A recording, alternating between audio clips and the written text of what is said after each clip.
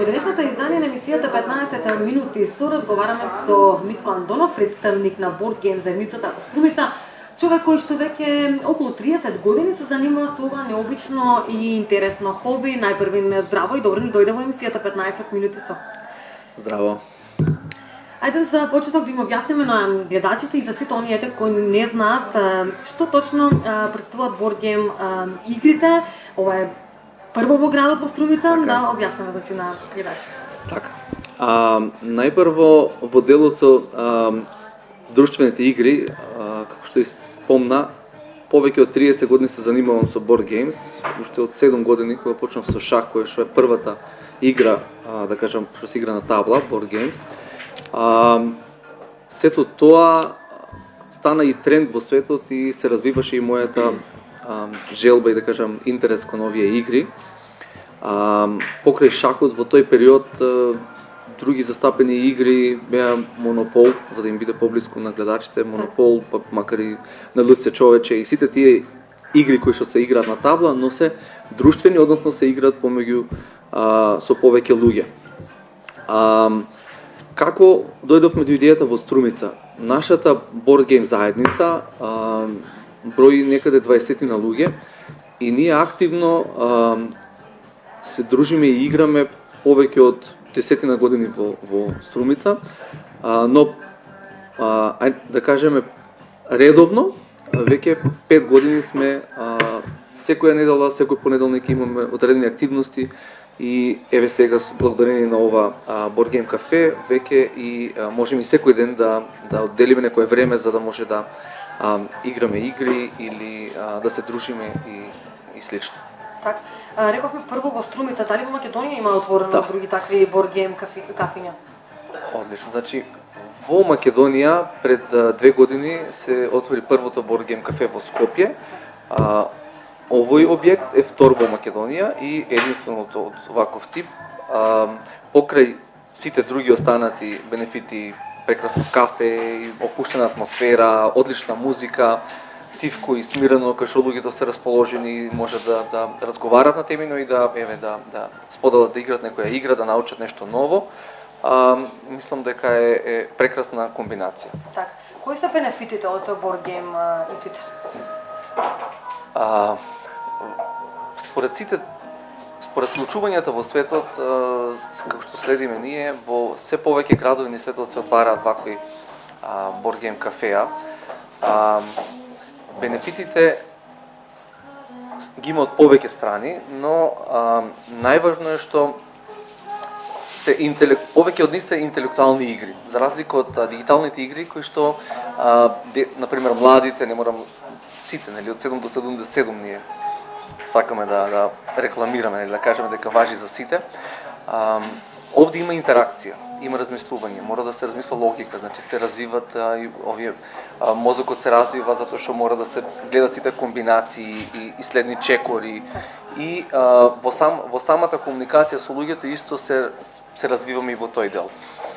Има некои нови начини, да кажам, или според некои стати што ги следиме, во последните години дури во некои институции како што се FBI, CIA и слично, ги тестираат на овие начини за да видат како размислуваат, логиката како им функционира, значи колку може да размислуваат чекори напред и слично. Така да во таа страна мислам дека бенефитите се доста големи за сите, и битен момент е што сакаме да створиме нешто различно, каде што новите генерации ќе имаат опција.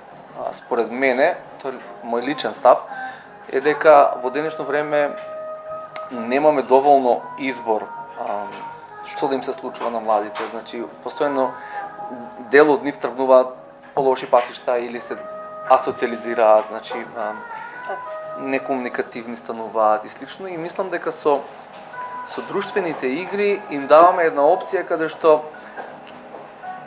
ќе имат можност да се опуштат, да комуницираат, да играат, да се тргнат од мобилните телефони, таблети, лаптопи, кој што е најголемиот порок на денешница. Тоа е најстрашното нешто, е баш тој момент. С оглед на вашето 30 годишно искуство со ваквите друштвени игри, ајде да направиме една компарација помеѓу друштвените игри и дигиталните игри. Дигиталните, да. Електронските игри, компјутерските игри. Не можем, значи не би сакал да тврдам дека нешто е подобро или полошо, меѓутоа дефинитивно според сите испитувања, истражувања и анализи, младите, децата посебно стануваат зависни од дигиталните апарати. Значи, дигитализацијата си го прави своето, ние немаме против тој момент секако, но многу тешко се контролира и регулира тоа. Значи, кога тоа ти баш како некоја дрога е за младите, мислам тоа го знам од искуство со своите деца.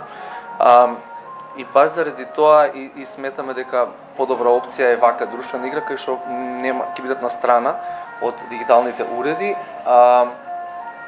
Која би била споредбата е со дигиталните уреди пак ги врзуваме, со дигиталните игри пак се врзуваат со компјутерите и телевизорите и се асоциализираат. Пак секој сам за себе седат пред телевизори, пред компјутери, пред мобилни многу почесто.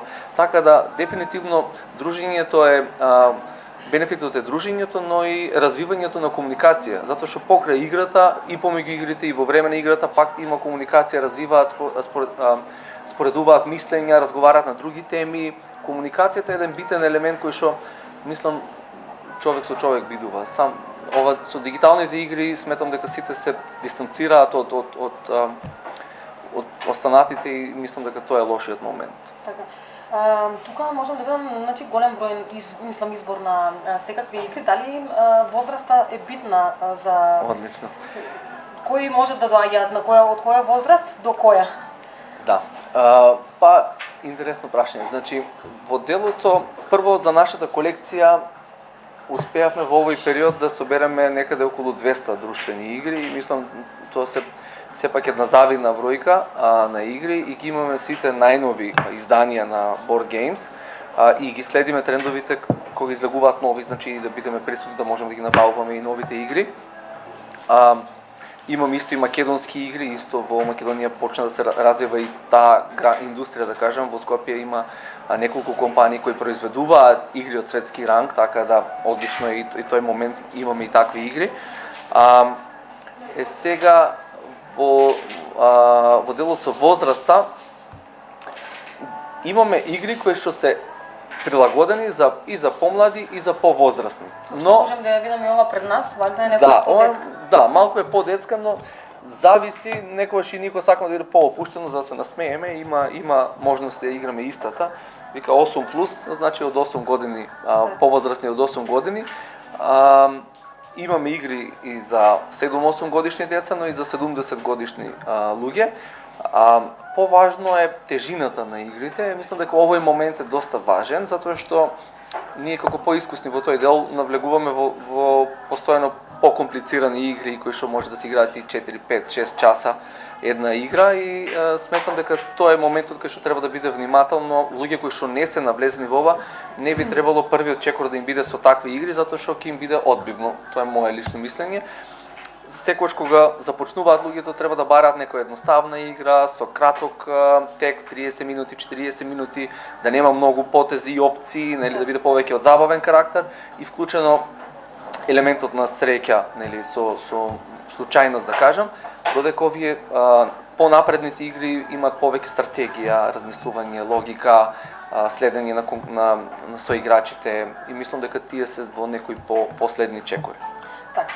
Бидејќи станува збор за друштвени игри, а моментално сме во една пандемија, светска пандемија, како се справувате со тоа? Затоа што ова се игри, друштвени игри, што се играат на маса со колку 20-4? Па имаме игри кои што за жал сега и не можеме да ги играме со ситуацијата, односно за 8 луѓе, за 12, меѓутоа во овој период тоа ни е оневозможено и практикуваме да играме игри кои што се до 4 луѓе заради прописите. Значи има правило така. Да, и мораме да се придржуваме до тоа. Ги одржуваме сите прописи и правила како што треба. Задоволни сме што имаме опција вака и да се дружиме, да излеземе од дома, па да колку толку да се социализираме, но според сите правила ќе чекаме некои подобри времења за дружење со поголеми игри. За сега имаме опција со 2, 3, 4 играчи, исто сето тоа е како што треба. Така, имате доста интересен концепт. Мене посебен впечаток ми остави No Stress Monday. Monday, да. Зашто точно станува збор? Па, No Stress Monday е еден бренд кој што го развивме пред 5 години и идејата започна знаејќи не сите ние во какво време живееме, во такво окружување. Понеделникот ни беше доста стресен. Значи, апсолутно многу случувања, многу телефон, цел ден милиарда комбинации, една обврска, друга, трета и не се постигнува. И развивме концепт што да направиме за да си го спасиме денот понеделник. Одлучивме во понеделник да го правиме тоа што ни е омилено, нашето хоби, board games. Така да кога ќе дојде понеделник наместо да биде стресно, ние се радуваме дека ќе имаме можност да се дружиме и да играме во понеделник навечер. И од 18 часот попладне практикуваме No Stress Monday, тоа значи дека ги оставаме мобилните на шанк и седнуваме на маса да играме. Значи посветени сме 3-4 часа, 5 часа без мобилни, без други дистракции да кажам и малку опуштање и малку време за себе. Така да тој бренд се разви доста. No Stress Monday освен поради пандемијата, па не пропуштаме секој понеделник, тоа е и за секој кој што сака да се дружи и за нови луѓе. Исто значи да знаат секој понеделник ние го имаме No Stress Monday како еден од нашите, ајде да кажам, концепти, интересни концепти. Кои други активности ги имате како за почеток, дали нашите млади се заинтересирани за board game игрите? Ивана, различни денови, имаме воведено некои различни активности и тоа се прилагодува спрема, нели, во зависи од периодот. Меѓутоа, еден од деновите имаме направено учење на нови игри, каде што луѓето ќе може да дојдат и да повеќе од нас ќе бидат вклучени, баш да им објаснат како се играат, кои се правилата, па да ги упатат, нели, да им покажеме кои игри да ги играат, нели, кои се соодветни за таа возраст или за таа, ајде да кажам, за толку голема група.